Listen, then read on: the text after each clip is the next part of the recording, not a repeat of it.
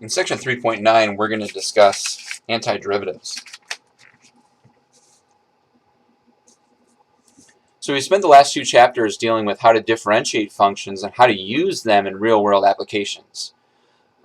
From this section on and for the remainder of the semester, we're going to start the reverse process, which is just as important in calculus and in real-world applications.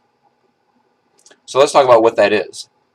So a function big F is an antiderivative of little f on an interval I if big F prime is equal to little f for all x values in that interval.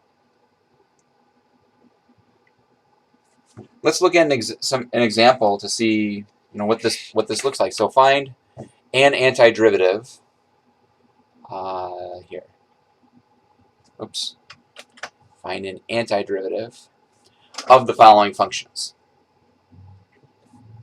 All right, so in part A, we have x to the 7th. We'd like to find the function capital F whose derivative would be x to the 7th. So if we think about the power rule, we would have to differentiate something like x to the 8th to get us down to x to the 7th. But to sort of make that constant work out, we'd have to put a 1/8 out front. Because remember, when you differentiate big F here, you would bring the 8 down and multiply and then subtract 1 off of the exponent. So that's it. This is an antiderivative of that function. Another example. What can we differentiate capital F to give you this function little f? Same idea. We're thinking about the power rule when we're setting this up. So we would need x to the minus 5. Because when you bring this down, x to the minus 5. No, excuse me. We would need x to the minus 3. Yeah, there we go. We would need x to the minus 3 because you bring the minus 3 down and then you subtract 1 off of the exponent. When you subtract 1 off of the exponent, you get back to x to the 4th. To make the constant work out right when you differentiate, you would need a minus 1/3 out front here. Do the same thing here. What would you differentiate to give you 2x? Well, it looks like it would be x squared. X squared would differentiate to give you 2x. What would you differentiate to give you 3? Well, 3x. And that's it. So this function capital F is the function which you could differentiate to give you the function little f. Part C. Find an antiderivative of the following functions. Same directions here. So this one's a little bit different because we have roots here. So we have roots here. So let's write this let's write these roots as exponents or powers. This is x to the 1/3 power. Oops. X to the 1/3 power plus x to the minus 1/3 power.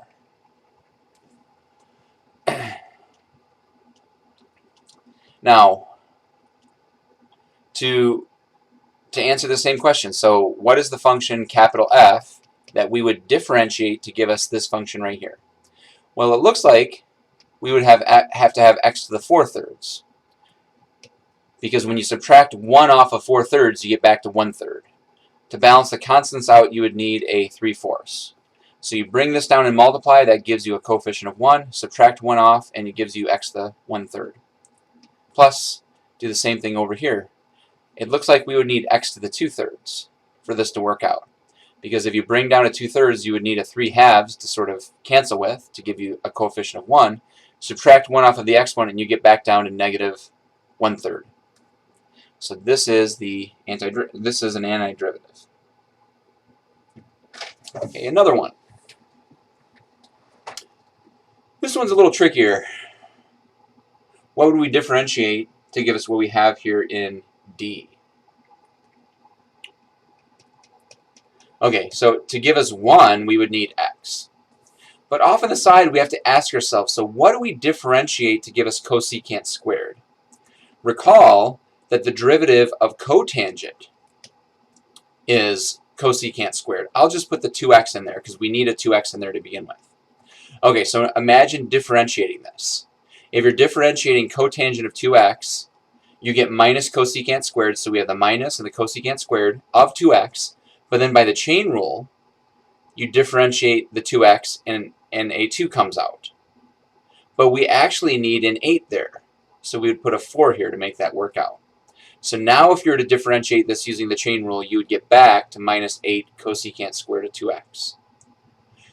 This is why it's very important, if you still don't have the derivative rules down.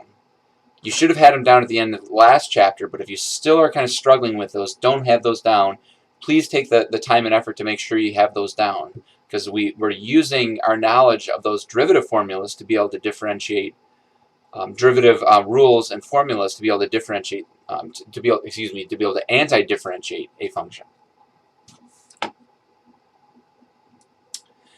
We're going to go ahead and stop here with this video. If you'd like to practice some WebAssign homework problems, actually, I think you'll have to wait. Yes, you'll have to wait to the next video.